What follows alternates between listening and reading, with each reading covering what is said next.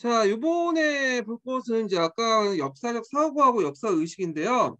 여기에서 이제 역사적 사고와 역사 의식은 자세하게 나온 건 아니고요. 그냥 전반적인 개론서 수준의 그런 것들 이제 소개하는 정도의 내용이에요.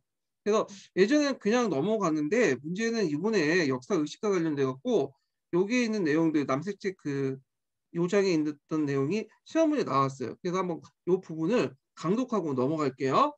자, 제가 이제 공유해 드리겠습니다.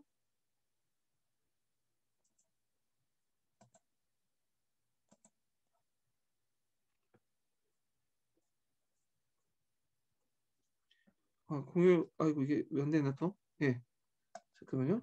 네. 제가 제스처를 많이 쓰는데 이게 아이패드가 제스처가 잘 안 돼, 저는요.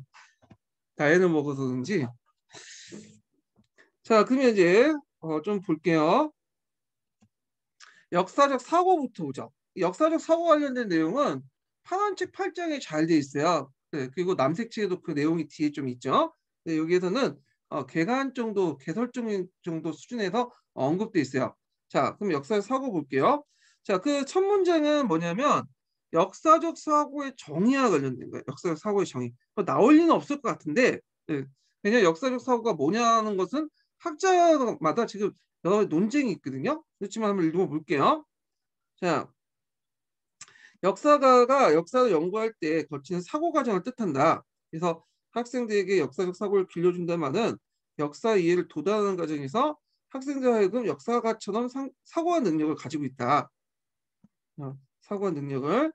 즉, 역사적 사고력은 역사 지식을 이용하여 역사 문제에 대한 가설을 산출하거나 해결 방안을 찾으며 사료를 수집하고 해석하며 판단함으로써 역사 이해를 도달하는 의도적이고 복합적인 정신 수행을 하는 인지적 조작 능력을 얘기한다. 네. 그래서 역사적 사고의 어떤 정의를 이제 얘기하고 있죠. 근데 여기에서 좀 볼 수 있듯이 뭐 역사 지식을 이용하여 역사 문제 가설, 해결 방안 이런 것들은 딱 보면 이제 사고 과정, 지식 과정을 강조하고 약간 뭐하고 비슷해요. 탐구학사하고 좀 비슷하다는 걸 좀 느낄 수 있죠. 그러면 이 역사적 사고에 대해서 이제 인지 발달 측면에서 이제 역사적 사고를 접근하는 노력이 있어요. 이게 뭐냐 우리가 이제 알고 있는 피아제 필할렘 모델이죠. 자, 피아제 필할렘 모델은 역사적 사고 발달 단계인데 1960년대 전후에요. 영국을 중심 필과 할렘이 피아제 인지 발전을 역사적 사고에 적용한 것이다. 그래서 학생이 그 역사를 다룬 능력과 관련하여 역사적 사고의 발달 단계가 있으며 피아제 이론에 따른 사고의 발달 근거에서 학습 경험을 조직할 수 있다고 주장의 핵심이다. 이때 발달 단계는 연령에 따른 발달 단계죠. 연령에. 예. 그래서 이제 요 견해를 믿고 있는 학자들은 보통 다른 교과에서도 적용할 수 있는 보편적 지식의 재구성 입장에서 역사 이해를 접근하는데 대개 역사과에서는 청소년 후반기 때 중고등학교 때죠. 형식적 조작을 보았고 그 형식적 조작이 역사적 사고라고 본 거야. 이거는 다른 이제 주요 자연과학 같은 논리적 측면과 동일하다. 그래서 이거는 역사적 사고력과 자연과학에서 요구하는 사회과학에서 요구하는 사고를 동일하게 보고 접근한 거죠. 자, 이들은 대체로 역사적 사고, 합리적 사고, 논리적 사고, 과학적 사고 같다는 입장으로 그 과학적 사고를 역사적 사고에 그대로 적용할 수 있다고 본다. 그래서 일반적 사고를 역사적 사고에 적용했을 때 나타나는 것은 역사적 사고라는 것이다. 그래서 얘네들의 논리는 과학적 사고와 역사적 사고는 동일하고 보통 이건 피아제 필할렘 모델의 입장이죠. 그래서 이걸 이제 영역 고유 인지 이론이나 반대쪽에 있는 영역 중립 이론이라고 하죠.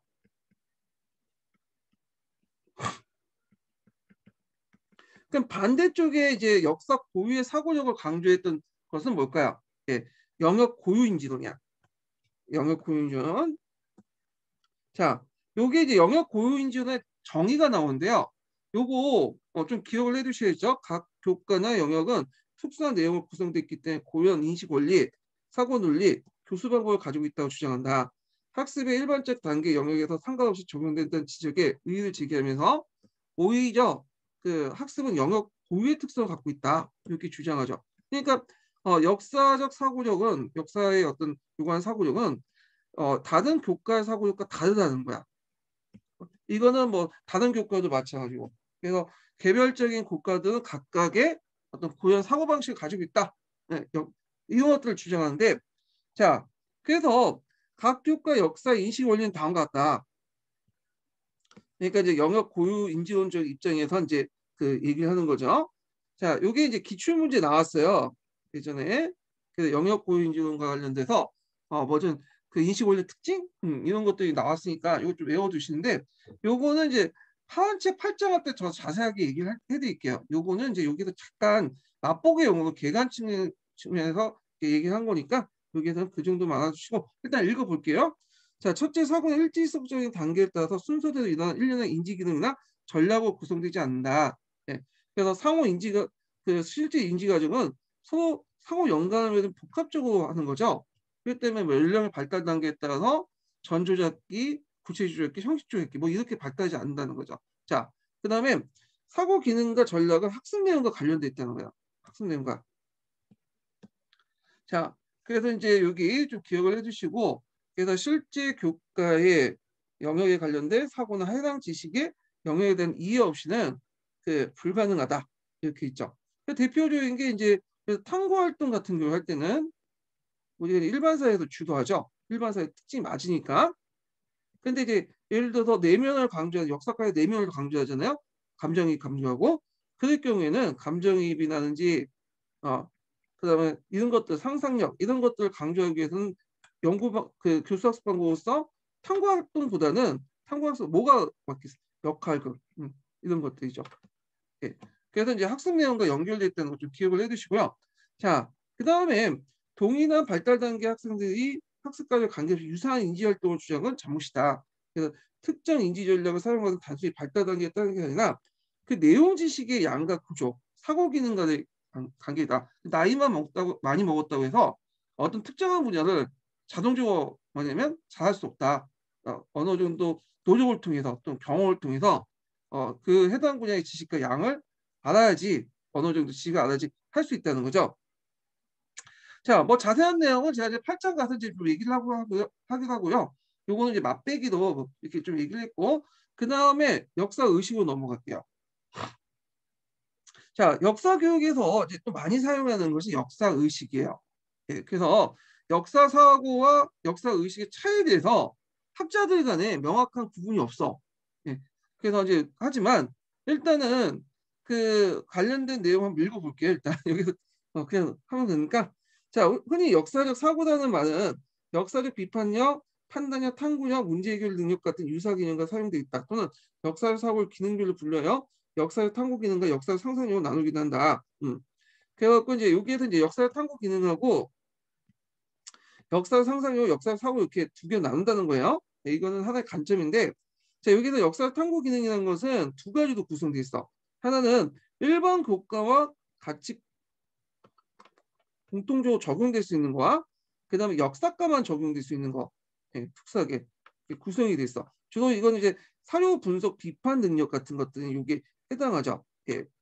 자, 그다음 역사적 상상력은 이제 우리가 이제 알고 있는 뭐 그렇게 이제 있는데 뭐 감정이입, 삽입 이런 것들이 연결돼 있죠.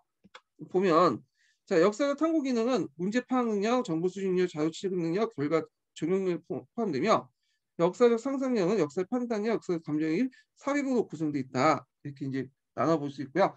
근데 이거는 뭐 그냥 하나의 견해예요. 예, 참조만 하세요. 자 그리고 여기 밑에 좀 보세요. 자 요게 중요한데 왜 중요했어요?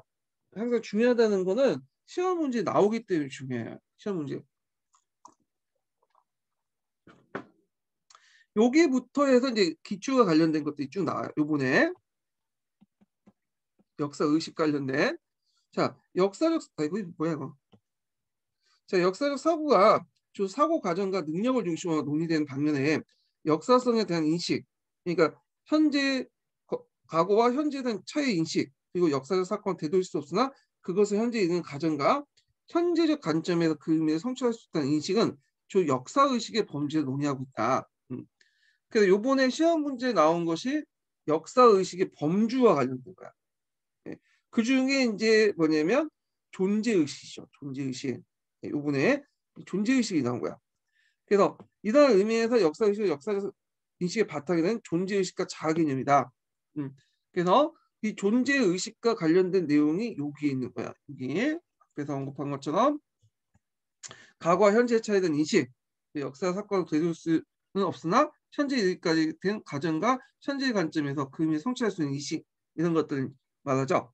자, 그래서 존재의식 요번에 시험 문제 나왔고요. 요거 쓰는 거 나왔죠. 이렇게 가로형 문제요.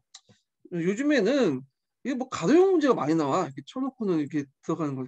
아마 채점하기 편해갖고 이런 문제들이 많이 있는 것 같아요. 그래서 예전에는 뭐 강독 그렇게 잘하는데 강독을 많이 하는 이유가 이런 것들 담답형 때문에 그래요. 담답형 때문에. 이게 문제가 되게 어려워요. 담답형 은근히요. 예. 자, 하여튼 뭐 계속 읽어볼게요. 따라서 역사인식은 기본적으로 자기 이해부터 출발한다. 시간의 흐름에 속에서 자신의 위치, 세계와 나라, 사회 속에 자신의 존재 가치를 발견함으로써 역사의식이 기본이 날 수 있다.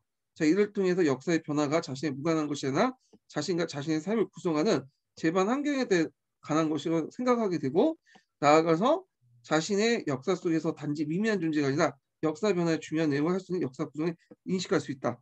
이렇게 추상적이게 모호한 거는 문제를 안 내더라고. 이런 거는 그냥 참조를 해주시고.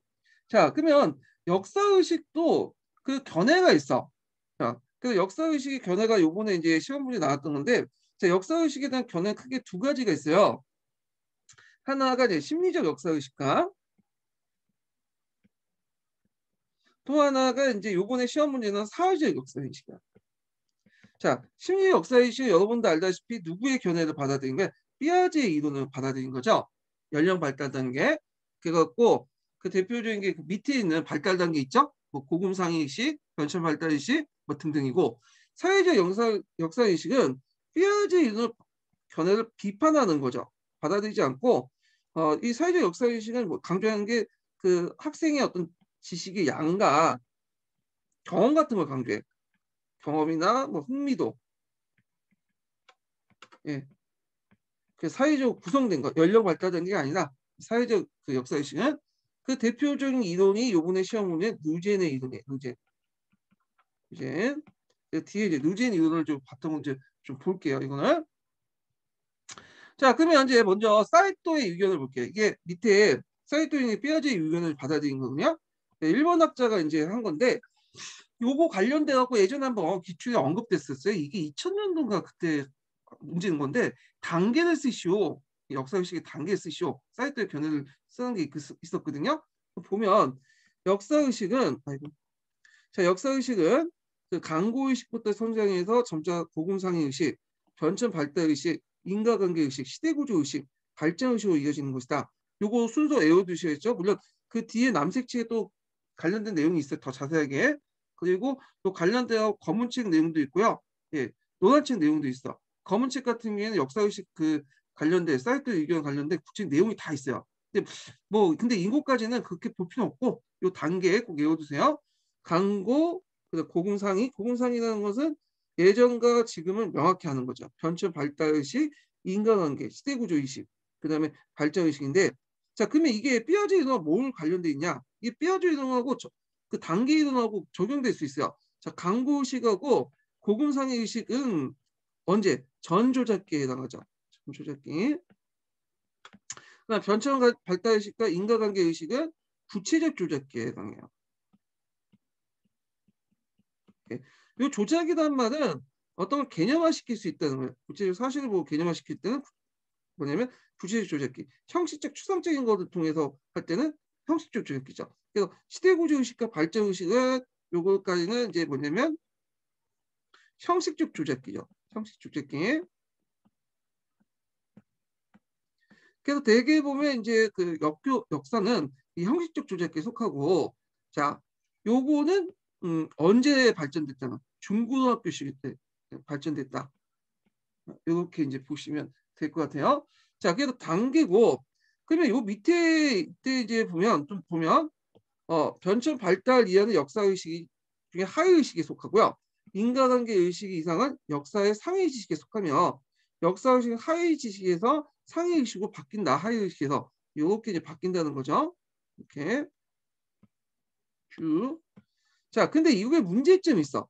그러면 이 고금상해 의식이나 변천 발달 의식, 강고 의식으로 단계 넘어갈 때 그것의 조건 과정을 알려줘야 될 거예요. 고금상해 의식이나 변천 발달 의식으로 넘어갈 때 이게 조건과 과정을 알려는데 그건 생략 없이 그냥 도식화만 시킨 거야. 예, 그래서 이게 문제가 된 거죠.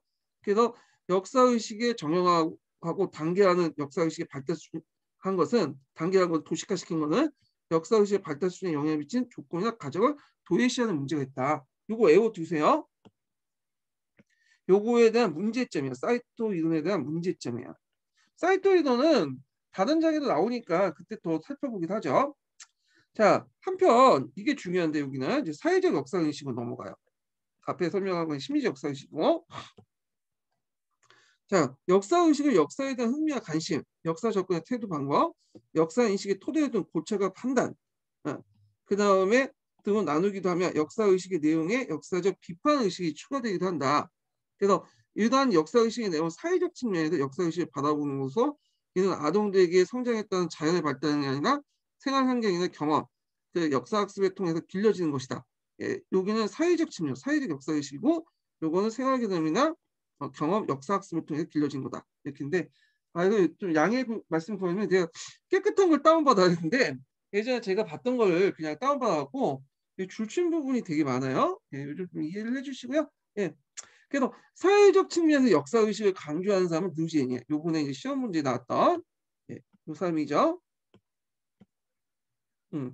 어떤 분은 요에 나왔는데 이거 이상 공부할표 있냐 이렇게 하신 분도 있는데 역교도는 어차피 문제 나올 수 있는 그 풀이라는 게 한정됐기 때문에 나올 수 있어요. 또 다른 식으로 물어볼 수 있어. 그러니까 꼭 공부를 해두세요. 자, 역사의식을 미래로 정방하는 동시에 현재를 이해하기 위해서 과거를 해석하는 인간의 사유자유작용이다. 역사적 사고의 특수성과 인간문의 역사적 사고가 수행한 기능을 규정하는 통합적 정신장애의 미래 파악한다. 뭐 되게 어렵게 설명했는데 이것만 기억을 해주세요. 역사적 사고의 특수성. 이거는 그 보편적 지식을 강조하는 게 아니에요. 역사적 사고 특성을 강조해. 예. 그래갖고 요 이론의 이제 특징이 뭐냐면 또 콜보그 이론을 좀 약간 적용됐어. 그 콜보그의 도덕성 발달 이론 있죠. 이걸 적용했어요. 이거는 이제 요번에 입론책 있죠. 입론책 내용을 좀 보시면 알아요. 제가 좀 이따가 입론책 내용을 이제 강조할 텐데 이 내용이 그 남색책에 있긴 있어요. 여기 보면 있죠. 근데 제 내용이 잘 돼 있지 않아요. 간단한 요약을 하고 잘 이해되지 못하는 부분도 있는데 입론과 구상이라는 책이 있어요. 이 책이 어떤 책이냐면 어떻게 보여드려야 되나? 잠깐만 기다려 보세요.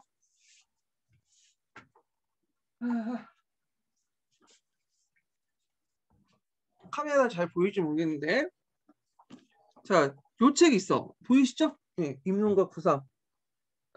그래갖고 이제 역사교육의 입론과 구상이라는 책이고 양호환 교수가 지은 게 있어요. 양호환 교수가. 그래서 이제 그 주로 이제 여기 연구 동향 같은 것들을 이제 정리를 해놨거든요. 그래서 요번에 이게 여기에서 냈더라고. 남색 책에만 보고는 풀 수 없어요. 그래서 요 책을 지금 좀 이따 강독을 해드릴게요. 요 부분을 발췌독해서. 예. 요거는 스캔본이 없기 때문에 제가 이거 어저께 일일이 다 쳤어요. 이걸. 예. 자, 일단 그리고 그러면 이제 남색책 강독 한번 읽어볼게요. 자, 이런 인식을 토대로 그 역사 인식을 정통적 유형, 아이고, 자, 정통적 유형, 그 다음에 정형적 유형, 비판적 유형, 발생적 유형으로 이렇게 네 가지 구분하죠. 그리고 외워두세요. 명칭 쓰는 거 요번에 시험 문제 나왔죠. 그래서 최초창기 이거는 정통적 유형이야. 그 다음 좀 발달된 게 정형적 유형이고, 그 다음에 좀 발달된 게 비판적 유형, 그리고 발생적 유형. 이게 너 볼 수 있듯이 자, 이건 단계 개념을 단계 개념을 반영하고 있다. 근데 보통 역사교육의 단계 개념 삐아지에서 많이 나오거든요. 별로 안 좋아해 역사학자들은. 근데 여기에서는 단계 개념이 있어. 정통적 역사의식 다음에 그다음에 정형적 역사의식이고 정형적 역사의식 다음에 비판적 역사의식이고 그 다음에 발생적 유형이야. 그래서 어떤 분은 이 단계 개념 가지고 이게 삐아지에서 반영됐다 이렇게 하는데 그건 아니에요. 이 사람은 내용 자체는 그 역사 사고의 특성을 강조하는 거야. 근데 다만 연구 방법 측면에서 단계, 피아제 단계 개념을 받아들인 거야. 그리고 또 방법론 측면에서 피아제 연구 방법 같은 그 실험 연구 같은 것들을 받아들이고, 예. 그래서 그것을 이제 비판하는 사람도 있어요. 그렇지만 근본적으로 이 단계 개념을 받아들였다고도 그 단계에서 단계로 넘어가는 것이 연령 발달이 아니라 내용을 얼마나 많이 하냐에 따라 넘어가기 때문에 피아제 이론하고는 상관없어요. 이 사람은요. 오히려 역사의 사회 특성을 강조하는 그런 사회적 역사 인식과 관련된 거다. 이렇게 이제 보시면 돼요. 자, 그러면 이제 첫 번째 이제 정통적 유형을 볼게요. 정통적 유형은 나중에 이제 입론책에서 자세히 더 얘기하겠지만 여기서는 좀 간략하게 얘기할게요. 자, 첫 번째 정통적 유형에서는 역사 의식은 시간에 따른 중요한 변화를 인정하지 않고 사회 구성원의 공통된 기원을 갖고 있다고 생각해서 유지시키며 연대감을 이끌어내는 거야. 예. 공통된 기원, 연대감. 그래서 이제 이거는 이제 보통 기념적 공적 연설이나 그다음 공적 기념비 이런 데에서 이제 볼 수 있죠. 그리고 우리가 이제 우리 조상은 단군이다. 이렇게 이제 해서 뭔가 사람들 연대감을 끌어내는 것도 여기 볼 수가 있죠. 예. 자, 그다음 두 번째 유형이 전형적 유형이야. 전형적 유형. 자, 그래서 전형적 유형은 이제 구체적인 사건 속의 일반 법칙을 이끌어내고 다른 경우에 적용시킨데, 자, 이러한 유형에서 과거의 현재를 위한 교훈을 활용한다. 예. 일반 법칙과 교훈성을 강조한다. 이렇게 보시면 될 것 같아요. 이번에 시험 문제 나온 교훈성이에요. 교훈성. 예전에 영웅을 통해서 자신의 어떤 삶을 변화시키려고 했잖아요. 영웅을 교훈성으로. 어떤 분은 이거를 정통적 유형에서 강조하는 분이 있어요. 그 영웅 관련된 내용을. 그래서 이건 정통 유형이다. 해서 자기식 대로 해석을 하시는데, 내가 지금 보면 좀 답답해. 역조문에서 주관적 해석은 금지예요. 있는 걸 봐야지. 기본서를 봐야지. 기본서에 분명히 입문체에 그렇게 예까지 들어가면서 얘기를 하고 계시는데 그게 좀 그런 것 같아. 그리고 나서 하시는 말씀이 또 뭐냐면 여기에는 일반 법칙성이 없다. 그 예문 속에는. 근데 적용하는 문제는 모든 개념의 속성을 다 알려주지 않아요. 다 적용하는 게 그 속성 중에 일부만 적용하는 문제인 거지. 뭘 어떻게 다 적용해? 일반 법칙을 적용한 게 아니라 요거는 교훈성을 적용한 것 때문에 요거는 맞아요. 이건 읽어보시면 알아. 나중에 읽는 책을. 자, 하여튼 정형적 유형이 있고 세 번째는 비판적 유형이에요. 자, 비판적 유형은 이해하기 쉽죠? 네, 잠깐만요. 자, 비판적 유형에는 현재 가치 체계를 문제하여 각오를 단절시키는 걸 파악한다. 미리 규정된 자기 이해 방식을 부정하면서 정체성을 구성한다. 그래서 이런 유형은 과거의 억압적인 젠더 관계를 회치하고 페미니스트 역사 소설 잘 나타난다. 그래서 예를 들어서 남성 중심의 역사관을 해치하고 페미니스트 역사관을 서술하는 이런 것들이죠.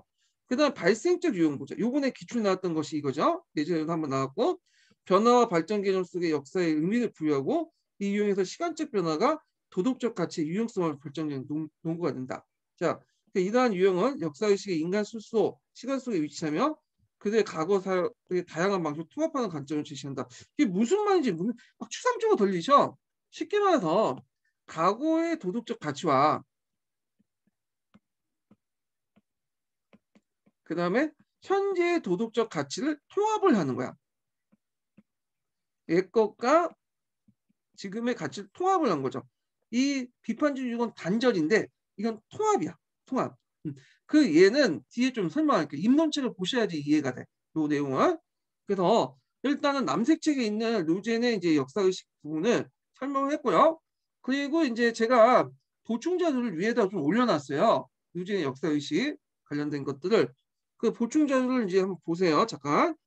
제가 그 일단 첨부를 해놨고 카카오 그리고 서포터즈 분들에게는 단체 카톡방에 올려놨거든요. 예, 보이시죠? 예, 입론과 구성이라는 책에서 이제 그 루젠의 역사의식의 일부를 발췌를 했어요. 그걸 이제 볼게요.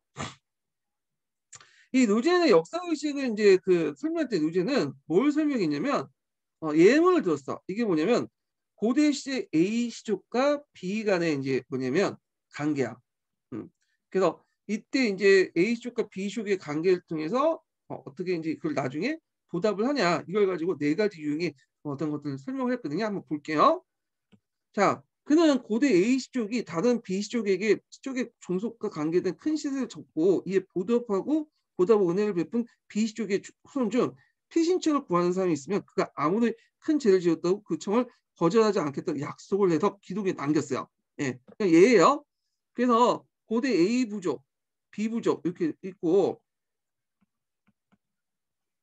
자 A씨족이 예전에 이제 B씨족의 큰 뭐냐면 신세를 졌어. 그래서 이제 계약서 이제 문서를 남긴 거야. A씨족이 B씨족이 위험에 처할 때 A씨족을 도와줘야 된다. 후손들 이렇게 문서에 남겼어요. 이렇게. 네, 이런 식으로 문서를 남기서. 그래서 시간이 한참 지나가네 시간이. 자, 근데 만약에 이제 어느 날 그 중재해진 B씨족이 그 뭐냐면 후손이 A씨족의 후손들의 도움을 청했다면 어떤 결정을 내린가라는 질문을 던졌어요.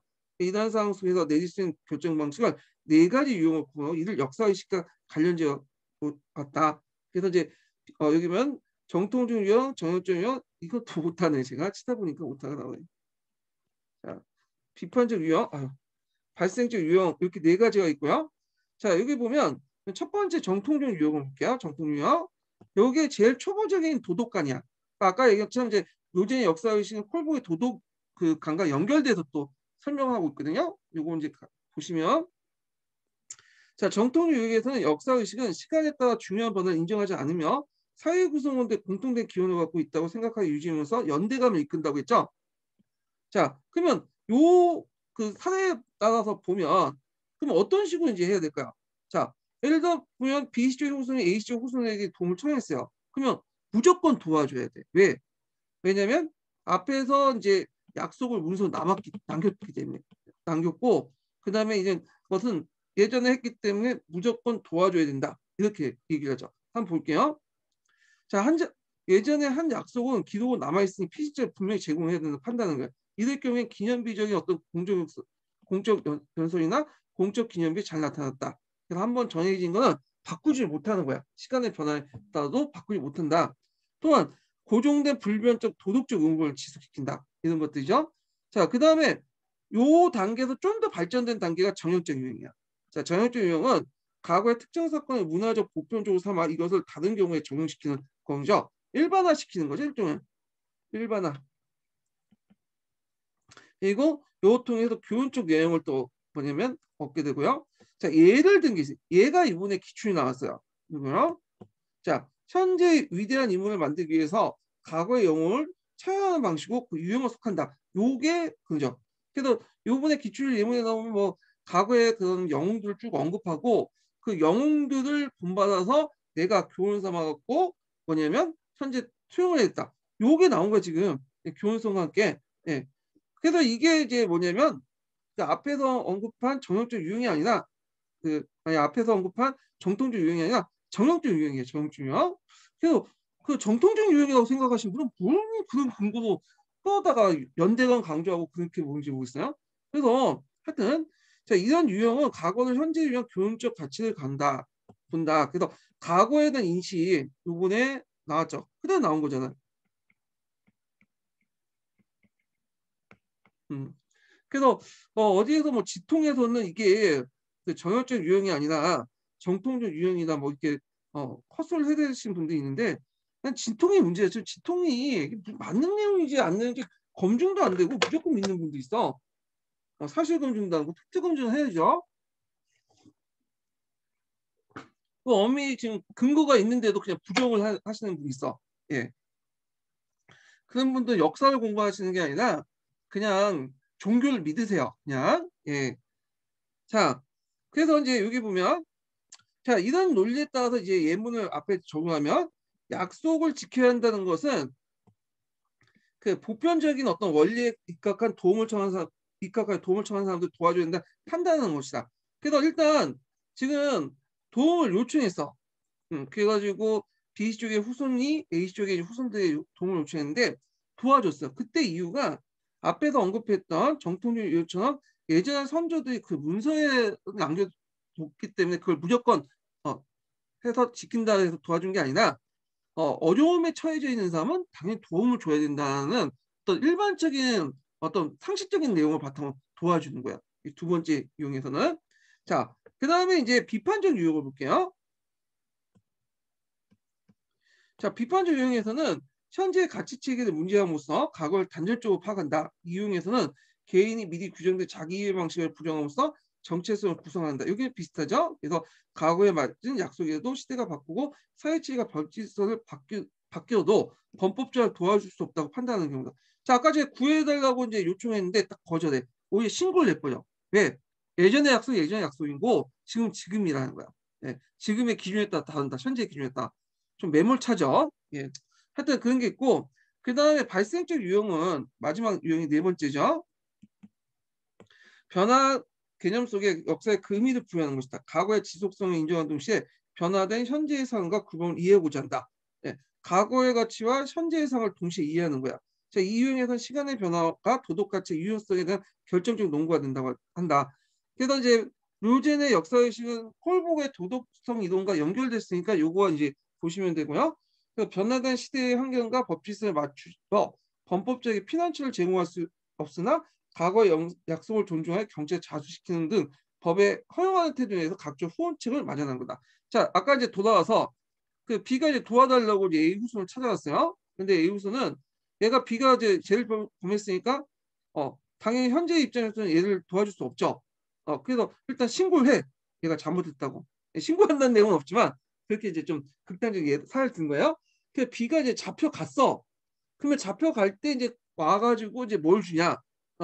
합법적인 법 테두리에서 예전에 그 선조들 약속을 이제 좀 상기해서 사식을 넣어준다든지 영치금을 넣어준다든지 그래서 여러 가지 변호사를 대준다든지 그런 식으로 도와줘요. 그러니까 이거는 현재의 가치와 그 예전에 선조들 약식 과거의 가치를 서로 접목을 시키는 거죠. 예, 절충적으로. 그러니까 이게 뭘까요? 발생적 설명가지. 발생. 그래서 접목을 시킨다. 두 개의 가치, 과거의 가치와 현재의 가치를 접목시킨다는 거는 뭐냐면 발생적 유형이다. 이렇게 보시면 돼요.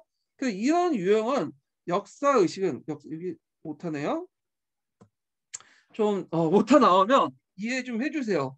예, 어떤 분은 오타 가지고 뒤에서 욕을 하시는 분들인데 그럼 참 답답해. 저도 이거 그래서 몇천 장을 지금 제가 워드 작업을 했는데 오타가 안 나올 수가 없어. 본인들도 천장, 이천장 워드 작업은 나올 수밖에 없죠. 혼자 다 이거 워드 작성을 하고 다 만들기 때문에 오타가 좀 있으니까 좀 이거 양해를 해주시고 보면 자 이런 역사 의식은 인간이 자신이 시간 속에 위치시키면서 그들을 과거에 설명한 다양한 방식 통합하는 관점을 제시한다. 그래서 현재와 과거의 통합 이렇게 이제 하죠. 그래서 제일 마지막 단계, 제일 마지막으로 발달한 단계가 뭐냐면 발생적 유형이에요. 이게 최고 이제 학생들이 발달된 역사 의식이에요. 예. 자, 그래서 이제 이렇게 있고요. 그 밑에 그 외에도 여기까지는 이제 남색책에 있는 내용이지만 요 뒷부분은 이제 뭐냐면 입론책에 있는 내용이에요. 여기 입론책밖에 없어요. 예, 여기에도 또 문제가 나왔어. 내러티브. 예. 그래서 앞부분을 각자 보시고 이제 나온 부분들만 좀 볼게요. 쭉쭉 넘어가면 어디가 나왔더라. 예.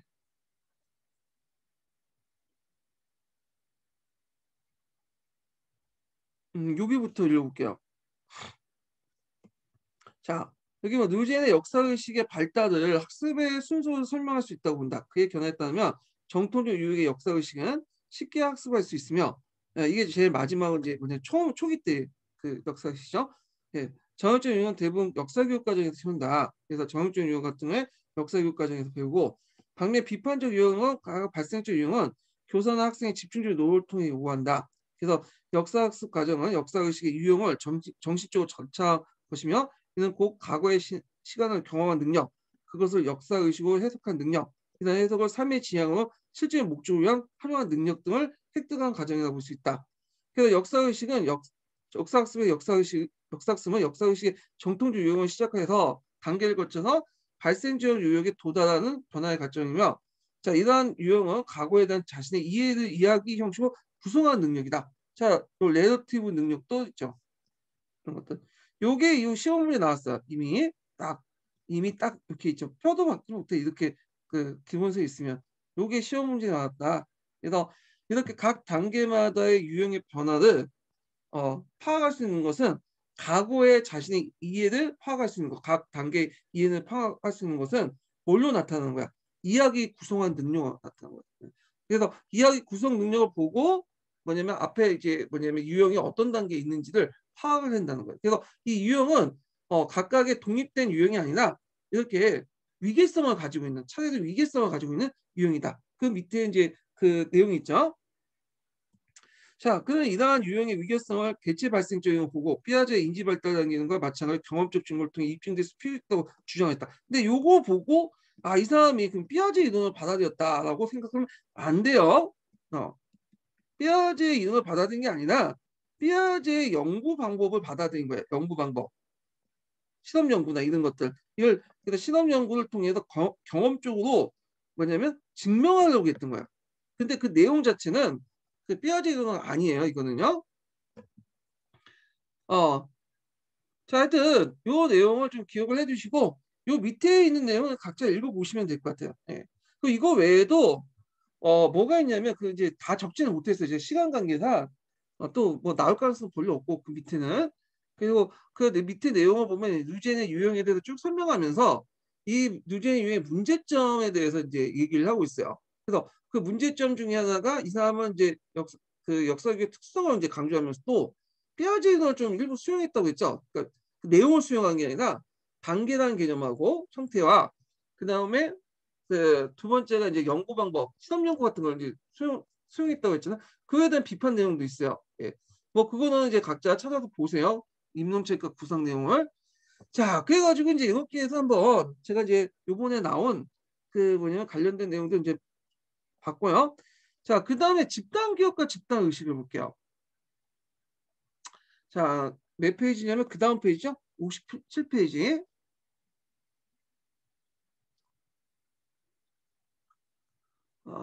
아이고 잠깐만요. 제가 잘못 적었네.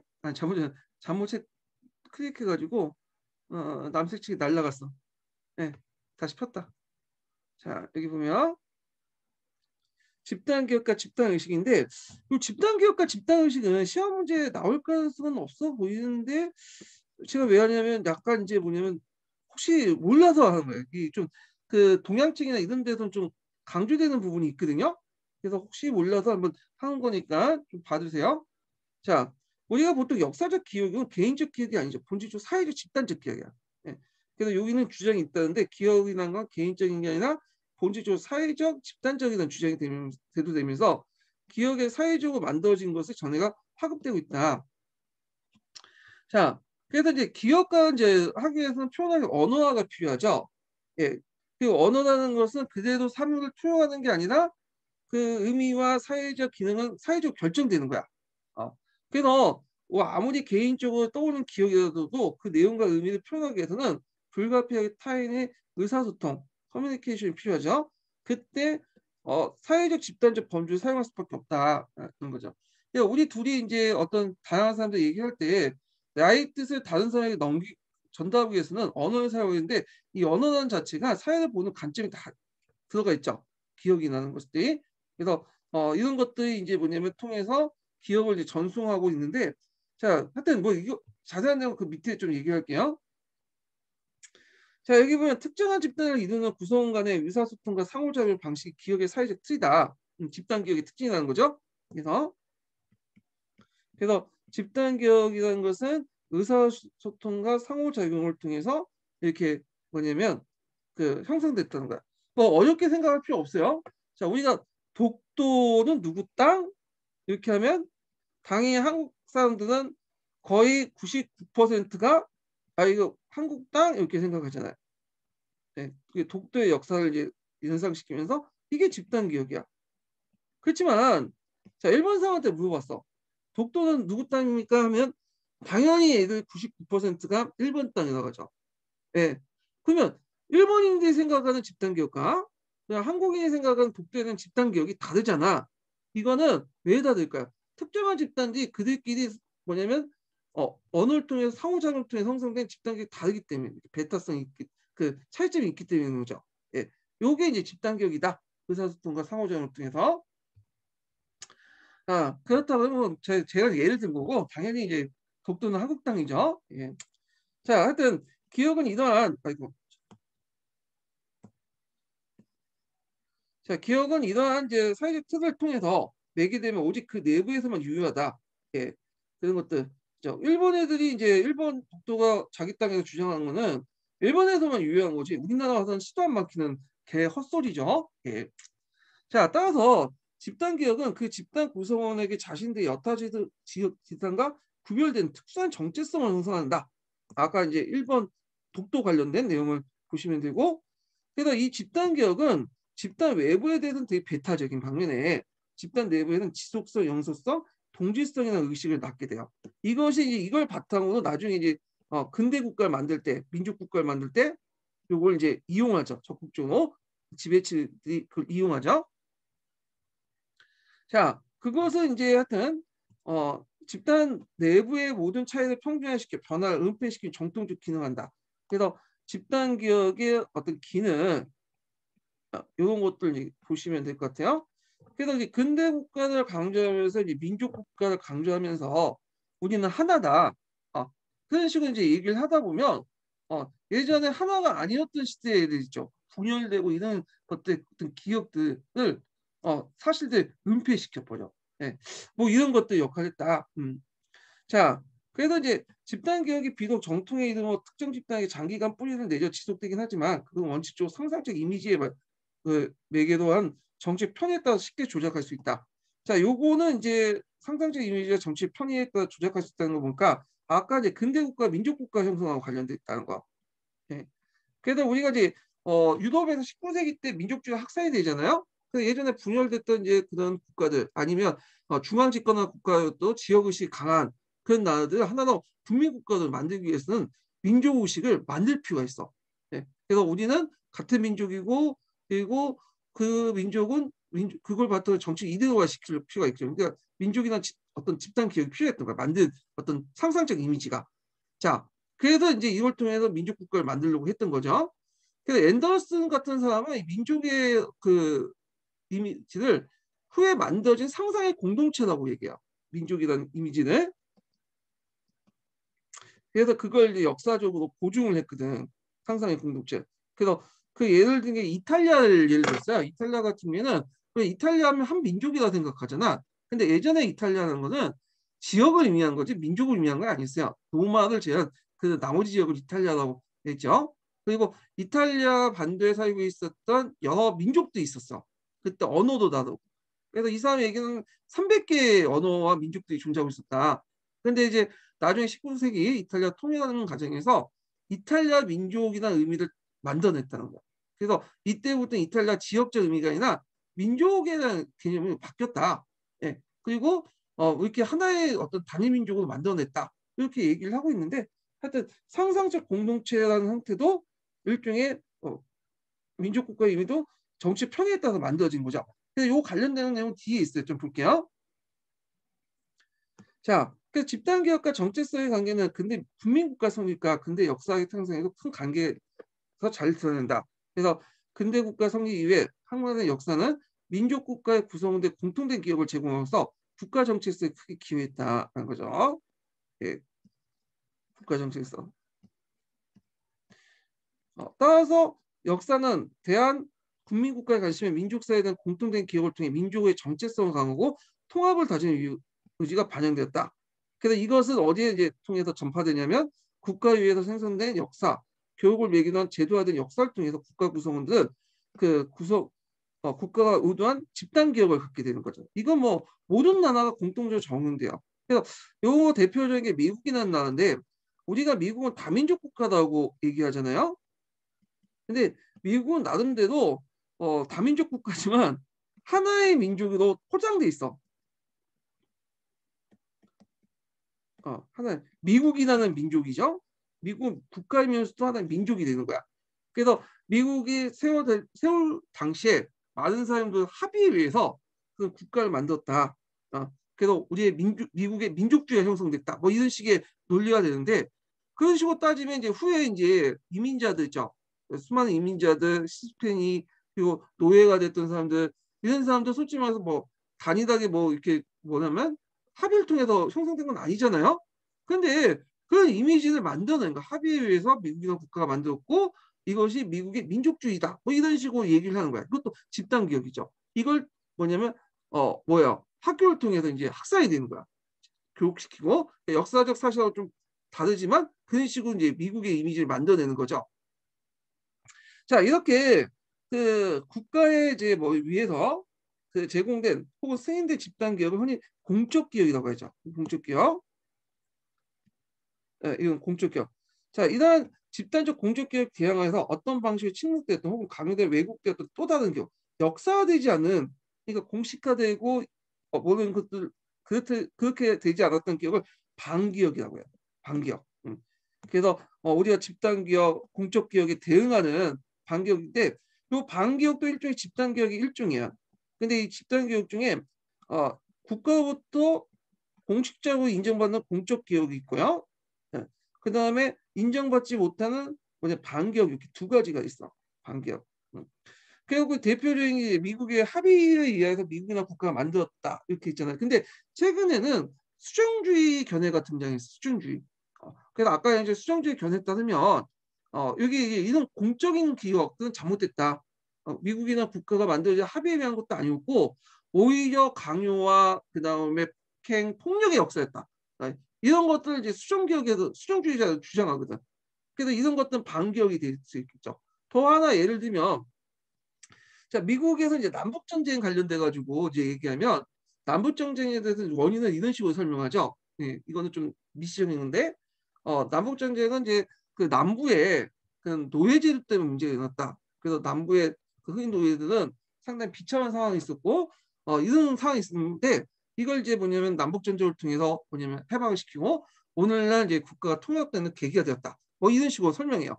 자, 이게 집단기업, 공적 기업, 집단기업 중에 근데 남부에서 그 반발해서 또 다른 그 반기업이 등장해. 이게 좀 약간 왜곡되긴 했지만 뭐냐면 남부에서는 아니다. 이거는 잘못된 거야. 이건 북부인들 양키놈들이 만든 기억이고 우리는 볼 때 남북전쟁 때 오히려 흑인들은 그 북부의 그 흑인 노동자보다 훨씬 더 인간적이고 가족적인 분위기를 뭐냐면 어, 받아들였다는 거죠. 자, 그래도 이거 이 바른과 함께 사라지다는 영화에도 그 모습이 나오잖아요. 이게 남부측 시각에서 만들어진 건데 이런 기억도 후에 좀 약간 조작된 거지만 하지만 이것도 이제 집단 공적 기억에 대한 뭐냐 그 다음에 남부인들의 어떤 반기업 집단 기억 중 하나이죠. 공적 기억 대응한 자 뭐 이런 것도 있다라는 거죠. 예. 그래서 이제 이렇게 해서 이제 집단 기억하고 이제 그 관련된 내용들을 좀 얘기를 했어요. 예. 그래서 요거 좀 기억을 해주시고요. 그 다음에 그러나부터 해서 대안기억 같은 게 좀 나오는데 이게 좀 보면 다음 장면 대안기억이 나오죠. 요거 좀 설명하고 끝낼게요. 자, 역사의식이 집단기억에 반드시 대입적으로 생각할 필요 없다. 집단기억은 집단의 정체성, 특히 국가의 정체성 형성하면 그동안 공식 역사에 배제되었던 대안기억을 반고하는 기능도 있으며 역사의식의 개념 속에 집단기억이 포함된 모든 인식이 포괄된 것이다. 이렇게 있는데 자, 역사의식이라는 건 뭐냐 하면 여기 앞부분에 있는데 보통 집단기억은 이제 만들어지는 기억이잖아요. 근데 역사의식은 역사적 팩트를 바탕으로 해서 형성된 그 의식이에요. 근데 여기에서 이제 역사의식하고 집단기억이 왜냐면 대립된 견해처럼 이렇게 서술돼 있어요. 이거는 만들어진 기억, 요거는 팩트인 기억 이렇게죠. 근데 이게 꼭 이분법적으로 대립할 필요 없다고 이제 얘기를 하고 있어요. 왜냐하면 역사의식과 이제 집단기억이 항상 대립된 게 아니라 이게 합의될 수 있는 게 뭐냐면 대안기억이라는 거야. 대안기억. 대안기억이란 뭐냐면 자, 이 집단기억 중에 안에서도 팩트에 바탕으로 해가지고 그 기억한 게 있어요. 공적 역사에서는 배제했지만 그래서 숨기려고 했지만 이걸 찾아내서 어떻게 하든 뭐냐면 팩트에 바탕으로 해가지고 나름대로 기억을 만들고 이것이 역사의식의 기억과 연결된 거죠. 자, 예를 든 게 있어요. 얘는 제 생각이에요. 자, 전두환 때 강주 민주화 운동 폭동이라고 했죠. 폭동. 그리고 이제 이걸 이제 대중매체나 이런 걸 통해서 확산시켰어. 이게 나름대로 집단 기억이죠. 집단 기억. 자, 이거는 상당히 왜곡된 집단 기억이죠. 이건 집단교육 공적 기억이죠. 예, 집단교육 중에.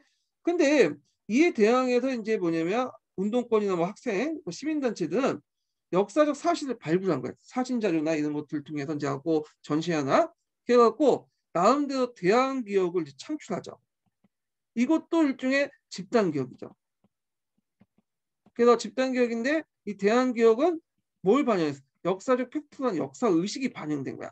그러니까 우리가 집단 기억하면 무조건 왜곡됐고 잘못됐고 정치 이용됐다라는 이런 집단 기억의 한 면만 강조하는 게 아니라 집단 기억 안에서 이 대항 기억처럼 뭔가 저항하는 기억도 있었고 그걸 통해서 이제 뭐냐면 역사 의식이 반영된 기억도 있다. 요걸 이제 보시면 돼요. 그래서 대항 기억, 그 다음에 공적 기억, 반기억. 그래서 이제 세 가지로 나눠볼 수 있는데 정리해 보면 집단 기억은 세 가지가 있어요.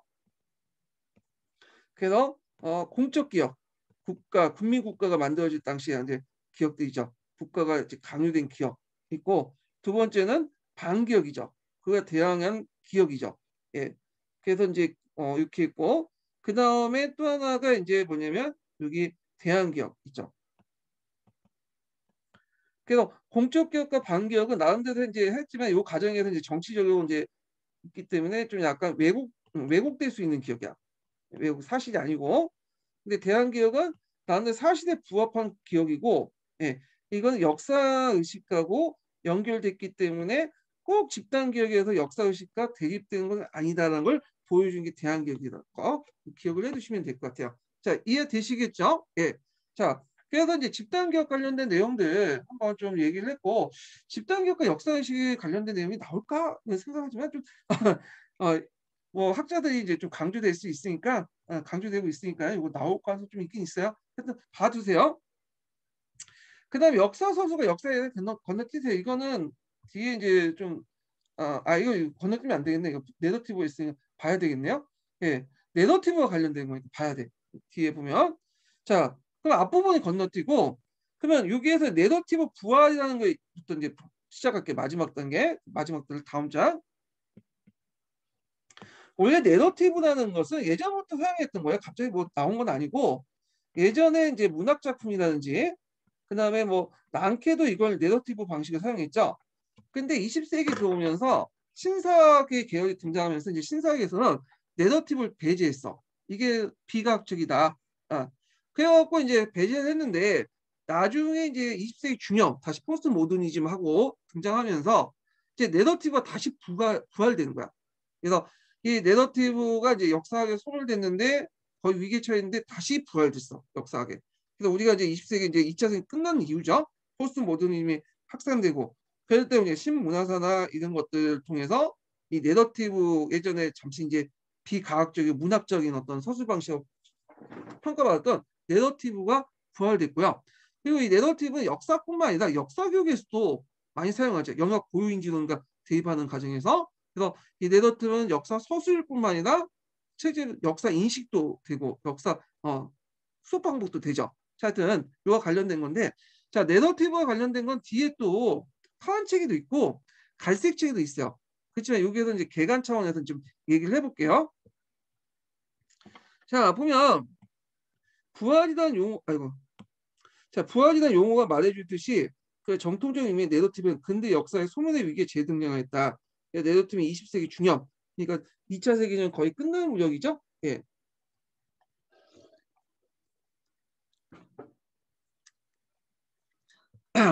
자, 20세기 중엽, 이거 제가 말을 잘못해 20세기 중엽이 아니라 20세기 후반부터 이제 부활되는 거예요. 예. 20세기 중엽은 이제 그 전이고, 예. 많은 역사가들이 비과학적이고 역사 사건의 원인과 결과를 제대로 설명하지 못하도록 비판받았다. 그러니까 아마 그 2차 세계전 전해가지고 한 50년대까지는 비판을 받고, 중엽이니까 60년대, 70년대에 넘어가면서 그 포스트 모더니즘이 확산되는 과정에서 다시 신문화사 경향이 등장했죠. 그러면서 부활됐다고 이제 보시면 돼요.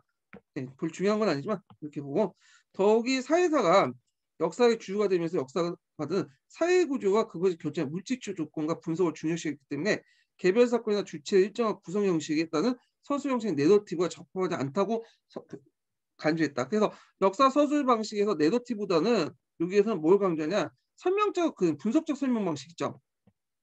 내러티브보다는 분석적 서술 방식을 더 강조했죠. 그래서 원인과 뭐 결과 이런 것들을 강조하는 예. 그래서 이제 요 내용들 파악을 해두시고 자 마르크시스트의 이데올로기와 사회과학적 양적 방법은 역사적 변화를 설명할 수 있는 법칙과 패턴을 추구하는 학문적 역사 서술은 더욱 내러티브를 더욱 위축시켰다. 자 그래서 이제 이렇게 얘기하고 그 다음에 이제 쭉 넘어가서 그는 내러티브가 다시 부활한 거야. 예.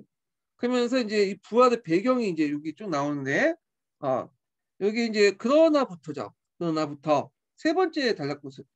자, 두 번째 역사에서 사회구조 그것을 결정의 물질적 기반으로 설명될 수 없는 부분. 예를 들어서 인간의 의지와 행위, 집단적 간의 가치와 이상 등이 사실 있다는 사실을 무시할 수 없으며 오히려 이걸 해명되는 것이 중요하다는 인식이 확대되면서 내러티브에 새로운 관심이 있었다. 요 해명되는 게 6, 70년대 6, 8세대 뭐 등장하면서 이렇게 좀 보시면 돼요. 시기가 정확하지 않지만 이렇게 있고 요때 이제 문화사가 등장하죠. 요때 문화사를 뭐라면 신문화사라고 해요. 신문화사. 보통 이게 아날 제4세대 학파하고 연결되죠. 네, 과 내러티브 부활은 이른바 사회사 태조와 문화사의 등장에 그 사회사의 흐름과 궤를 같이 한다. 그래서 사회사 같은 경우에는 이제 분석적 방법을 사용된 방면에 문화사 같은 경우에는 뭘 강조해요? 문화사는 요거는 좀 이제 인간의 의도, 동기, 원인 결과보단 이걸 강조하잖아요.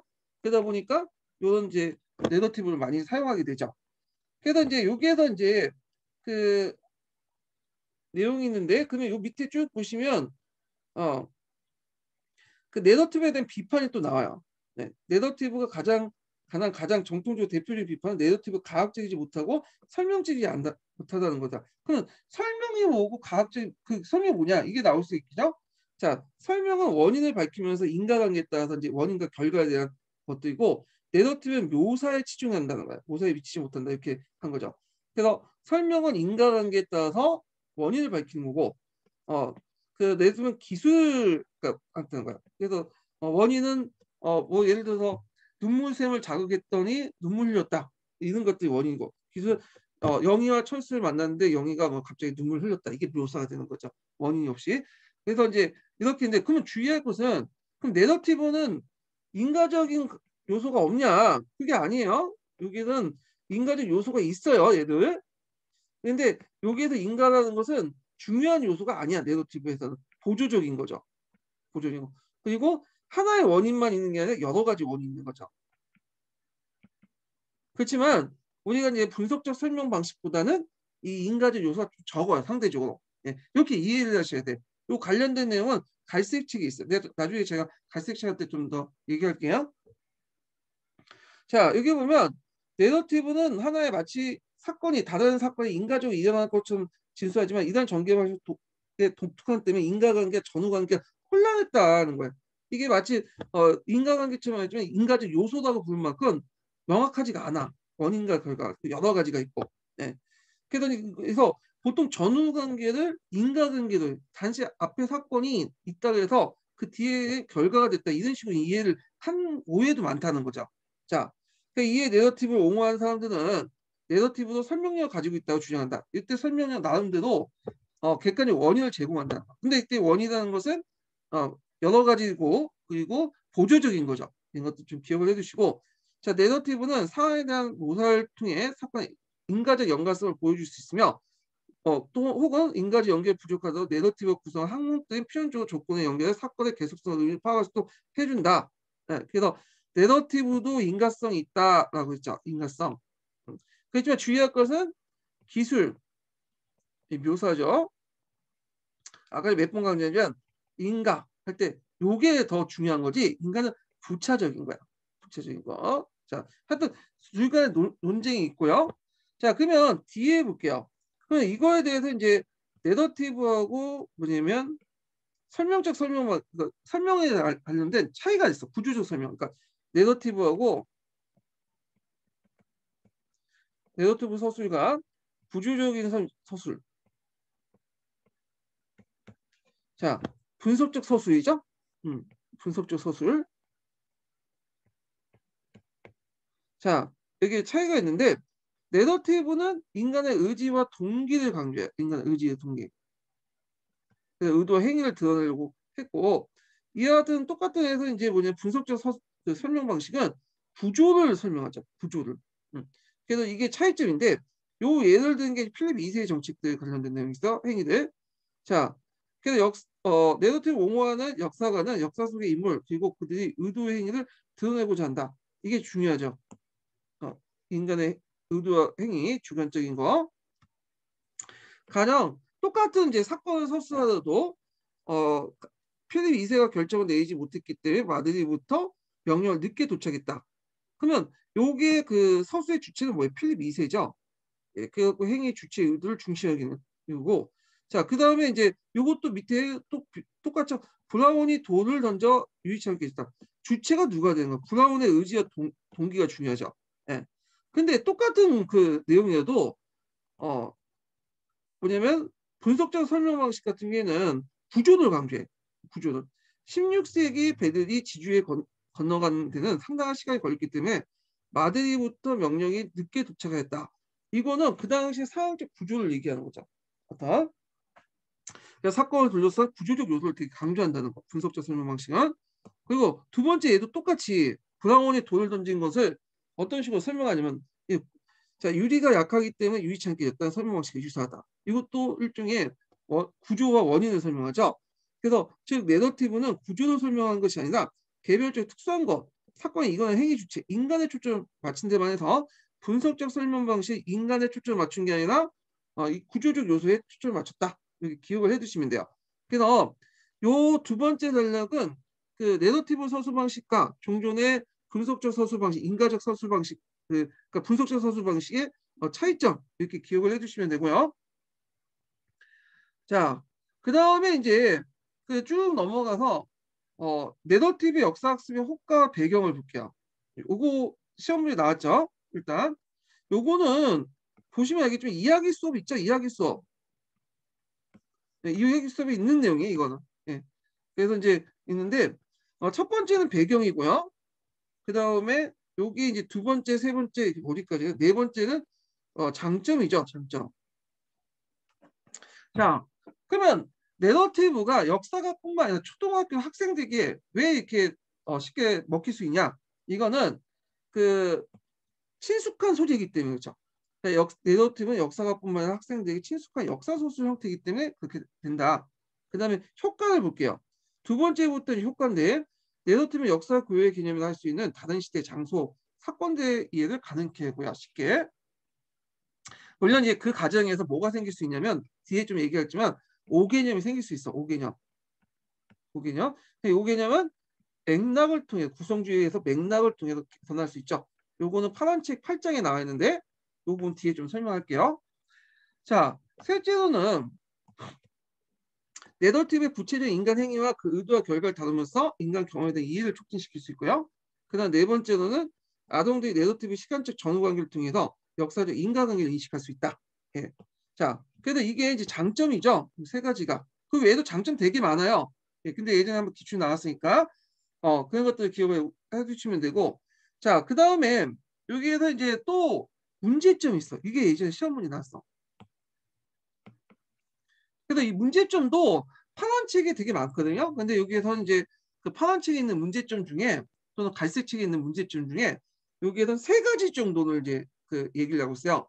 자의적 진실성의 부각, 그 다음에 네거티브와 이데올로기적 권위적인 것들을 주목해서 뭐 어떤 특정 문화의 집단 주요도 서열화 이런 것들, 그 다음에 공상적 꾸밈, 형사 세 가지 이제 얘기를 하고 있거든요. 자, 그만 읽어볼게요. 첫 번째 내러티브 문제점, 이거 기출이니까 꼭 기억을 해두세요.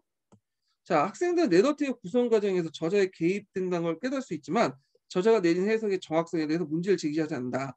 저자의 언급에 대해서 그럴 수 있다. 아마도 그럴 것이다. 개연성을 쉽게 인정해버리고 가능성이죠. 저자의 관점과 서술의 정확성을 문제 삼지 않는다. 그래서 잘 만들어진 이야기가 역사적 사건의 실체의 정확성을 압도하는 형상이 일어나는데 이걸 자의적 진실성의 그는 뭐죠? 이 용어가 그래서 자의적 진실성을 쓰면 요걸 쓰시면 돼요. 잘 만들어진 이야기가 역사적 사건의 실체적 정확성 압도하는 형상 이렇게 하고 주로 이제 어떤 사람들이 이제 할 때 만약 권위 있는 사람들, 권위 있는 사람들. 제가 내러티브의 좀 문제점이 이제 뒤에 갈색 책도 있지만 이 부분에 대해서 내러티브가 하자의 권위에 따라 달라질 수 있어. 그러니까 하자가 좀 권위가 있고 있는 사람들은 그 말을 듣고 다 믿어요.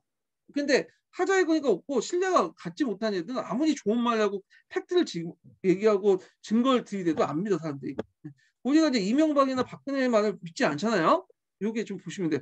물론 그것도 제 입장이고 사람에 따라 또 믿는 사람도 있더라고요 많이. 예.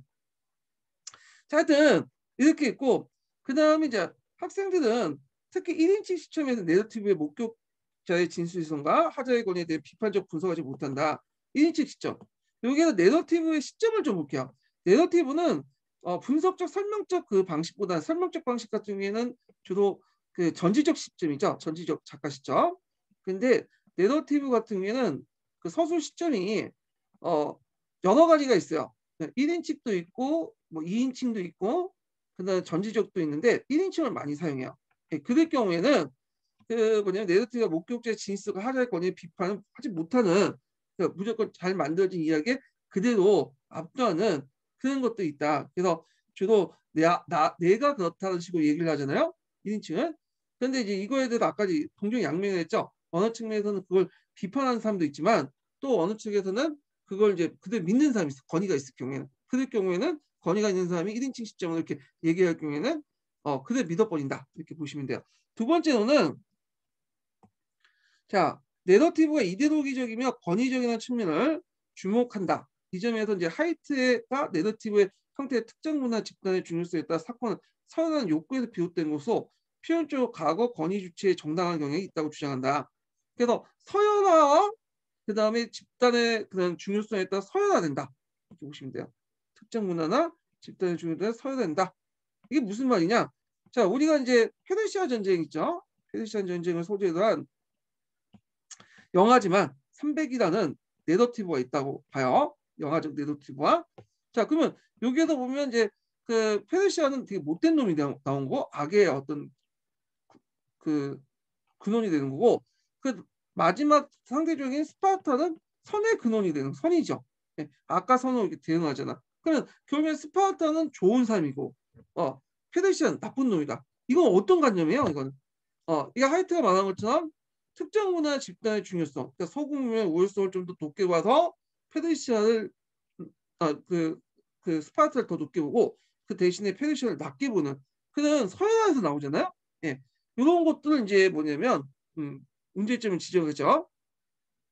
그래서 이제 이렇게 하다 보면 학생들 내러티브를 통해 역사적 사건을 비판적으로 파악하는 것보다는 도덕적 판단을 한다. 그래서 그리스의 어떤 페르시아 전쟁은 민주주의 어떤 관점을 가지고 그리스가 그리고 좀 더 서양의 문명을 가진 발달된 문명을 가진 그리스가 좀 밑에 그 열등한 문명을 가지고 있는 전제주의권 페르시아보다 페르시아의 어떤 승리하면서 어떤 그 민주주의 우월성을 내보였다. 이런 것들은 뭐냐면 아까 이제 집단의 사회성도 있고 도덕적 판단을 또 우선시 여기는 거죠. 예, 어떤 비판적 시각보다. 그래서 이거 좀 기억을 해두시면 되고요. 그다음 세 번째 볼게요. 세 번째. 세 번째도 뭐 파란 책이 있긴 있는데, 자, 공산적 꾸미의 형상이야. 공산적 꾸미 형상. 요거 명칭 외워두셔야겠죠?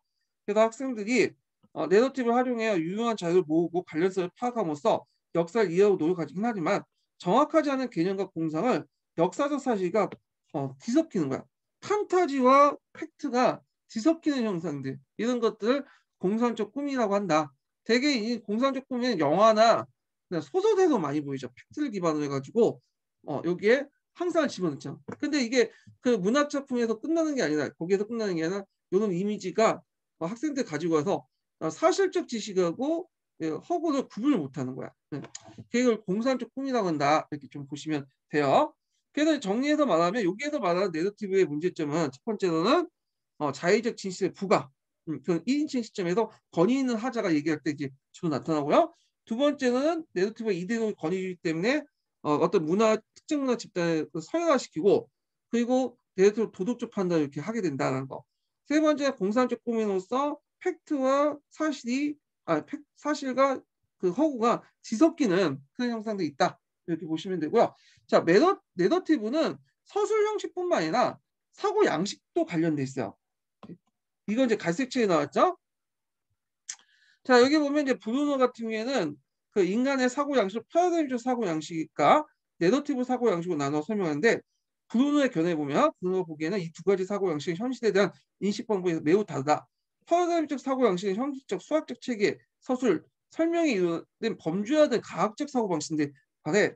그래서 이걸 바탕으로 해서 그 이론과 분석, 논리적 추론, 추론의 가설, 경험적 발견들을 뭐냐면 초점을 맞춘 데 반해서 그 내러티브 사고 양식은 인간의 의도와 행동 및 그 과정을 모사하며 주로 이야기, 드라마, 역사 소설에 적용하여 행위의 맥락 속에 인간의 의도를 서술한다.